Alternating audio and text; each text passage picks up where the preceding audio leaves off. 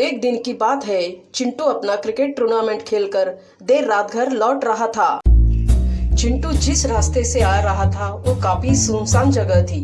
उसने देखा किसी की गाने की आवाज आ रही है और सामने से एक सफेद साड़ी में औरत आ रही है। चिंटू काफी डर गया। चिंटू ने देखा वो औरत तेजी से चिंटू की तरफ आ रही है। चिंटू सोच में पड़ गया। अब तो चिंटू की हालत काफी पतली हो गई थी। वो डर गया। अब तो वो हड़बड़ में पड़ गया। हे भगवान, ये तो मेरे काफी नजदीक आ गई है, अब मैं क्या करूं? वो टेंशन के मारे वही के वही खड़ा रहा। चिंटू तो उलझन में पड़ गया।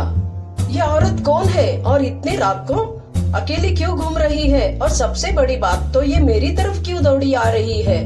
कौन हो सकती है ये औरत? ये सोच के चिंटू काफी घबरा गया था।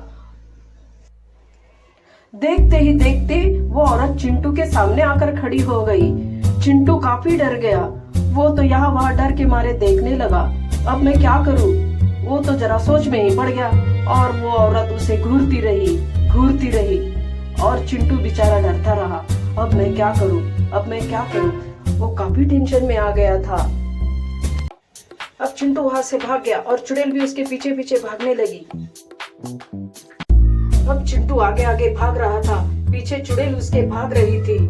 वो तो चिंटू का पीछा ही नहीं छोड़ रही थी, उसके पीछे भागे जा रही थी। चिंटू बेचारा आगे आगे जान बचा के भाग रहा था और चुड़ैल पीछे से उसका पीछा कर रही थी। एक जगह चुड़ैल रुक गई और उसने कहा, आज तो भाग गए तुम, कल तुम्हें नहीं छोड़ूंगी। दोबारा आओगे ना यहीं पे, फिर तो नहीं छोड़ूंगी। चिंटू दौड़ के काफी थक गया था। वो घर के पास ही आके वहीं पर चक्कर आके गिर पड़ा। अरे ये तो चिंटू है। चिंटू ये तो क्रिकेट खेलने गया था, अब यहाँ कैसे पड़ा है? कहता था शाम को लौटूंगा और अभी लौटा है सुबह। और इसे क्या हो गया? शायद रात को आता होगा और चुड़ैल की चपेट में आया होगा और वो तो जीने नहीं देगी चुड़ैल किसी को। माँ, वो जो कोई हो, चुड़ैल हो या कोई, मैं उसे नहीं छोड़ूंगा। जिसने हमारे चिंटू की ये हालत की है उसे तो मैं अच्छा मजा चखाऊंगा। देख लूंगा मैं उस चुड़ैल को। अभी जाता हूँ। दौड़ते हुए राम उस रास्ते पर आ पहुंचा जहाँ से आवाजें आ रही थी। उसने आवाज लगाई, कौन हो? कौन है यहाँ पे? कौन है वो? सामने आ जाओ, मेरे सामने आ जाओ, मुझे तुमसे बात करनी है। क्यों यूं लोगों को डराती हो? आप मेरे सामने आके मुझसे बात करो, मुझे तुमसे बात करनी है। राम वहां आकर रुक गया। उसने देखा कहीं से तो किसी की आवाज आ रही है। वो यहाँ वहां देखने लगा और चुड़ैल दूसरी ओर मस्ती में गाना गा रही थी। गुमनाम है कोई। गाने की आवाज सुन राम सावधान हो गया और जिस तरफ से आवाजें आ रही है उस तरफ देखता दौड़ता हुआ चला गया। दौड़ते हुए राम उस रास्ते पर आ पहुंचा जहाँ से आवाजें आ रही थी। उसने आवाज लगाई, कौन हो? कौन है यहाँ पे? कौन है वो? सामने आ जाओ, मेरे सामने आ जाओ, मुझे तुमसे बात करनी है। क्यों यूं लोगों को डराती हो? आप मेरे सामने आके मुझसे बात करो, मुझे तुमसे बात करनी है।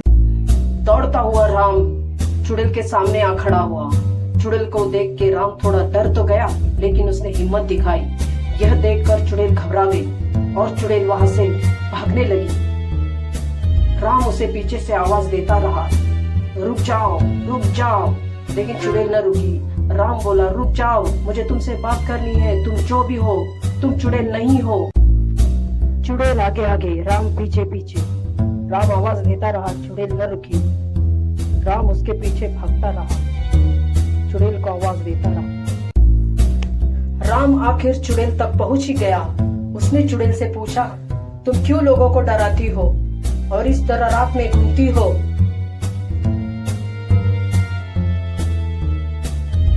चुड़ैल ने कहा, मैं चुड़ैल नहीं हूँ बाबूजी, मैं एक लड़की हूँ, मैं एक सीधी सादी लड़की हूँ बाबूजी। यहीं पे पड़ोस की गांव में रहती हूँ। मेरा कोई नहीं है, मैं अकेली रहती हूँ। मेरे माँ बाप भी नहीं है, ना कोई भाई बहन है।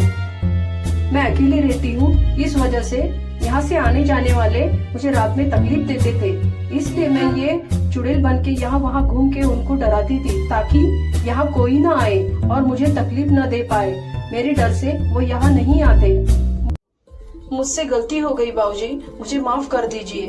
मेरा ये मतलब नहीं था कि कोई मेरी वजह से बीमार पड़े या डरे, लेकिन क्या करूं, मेरी भी कोई मजबूरी है, इसीलिए मैं ऐसा करती हूँ।